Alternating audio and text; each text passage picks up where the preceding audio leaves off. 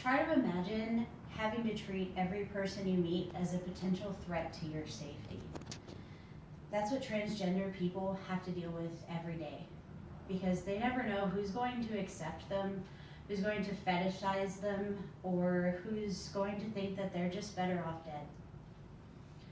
I've watched one woman transition over the past 2 years and had another friend who until recently identified as gender fluid come out as transgender. While they both had a decent support group from their friends, I have seen the pain and the struggle and how hard it is when that dysphoria breaks through. First, I'm going to tell you what it means to be transgender, and then I'll talk about just a couple of the many struggles that they have to face every day. And then finally, I'll tell you why you should help fight for their right to use the bathroom without discrimination. First, what does it mean to be transgender? In the article at issue, Gender Identity, by the ProQuest staff, published in 2016, it says the American Psychiatric Association uses the term gender dysphoria as a diagnosis for people who feel their gender identity doesn't match the sex that they were identified as at birth. Gender identity is your internal sense of being male or female. And transgender describes a wide range of identities that vary from our traditional understanding of gender. Now that you know what I mean by transgender, let me tell you a little bit about what they have to deal with. In 2015, a USA Today article titled "Transgender People Face a Higher Risk of Suicide" by Laura Ungert, it claimed 41% of transgender people attempt suicide at some point in their life, compared to the much smaller 4.6% of the general population. 41%. Plus, not all states have anti-discrimination laws protecting gender dysphoria. According to Alan Greenblatt, who wrote in his 2015 article, Transgender Rights, transgender people are 4 times as likely to have a household income under $10,000. They are twice as likely to be unemployed.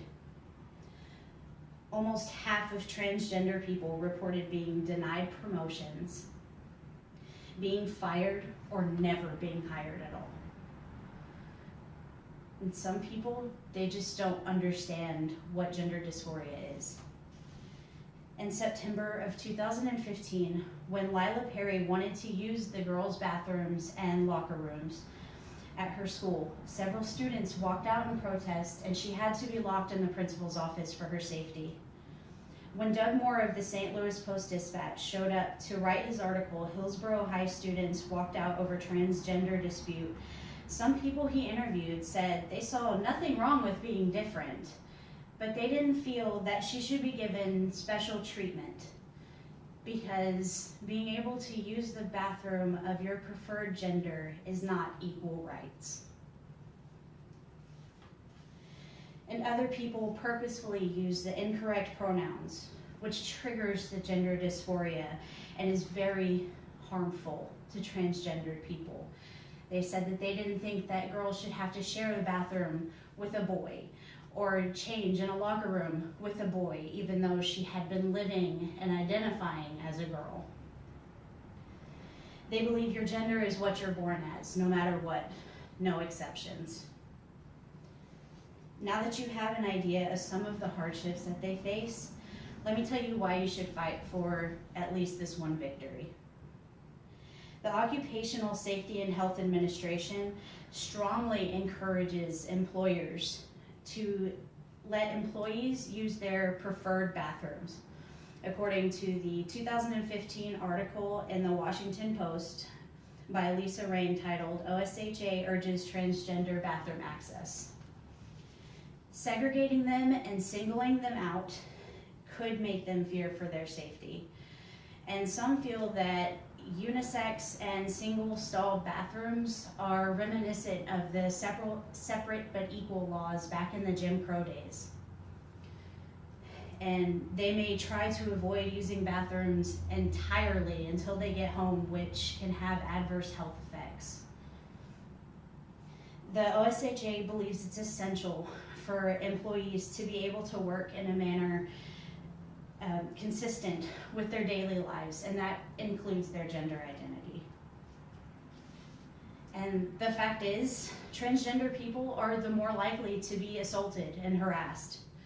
In states that have successfully passed laws granting equal access, there has not been an increase in assaults.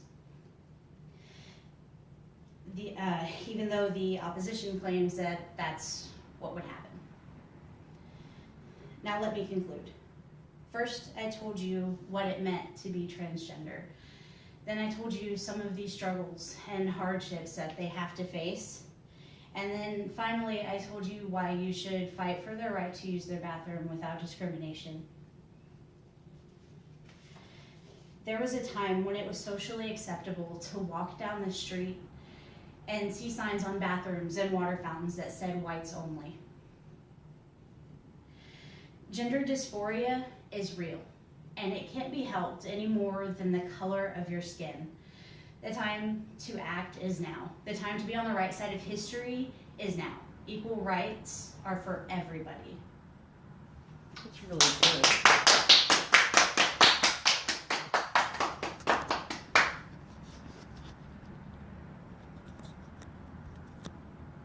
Really good job. Yes. I like that.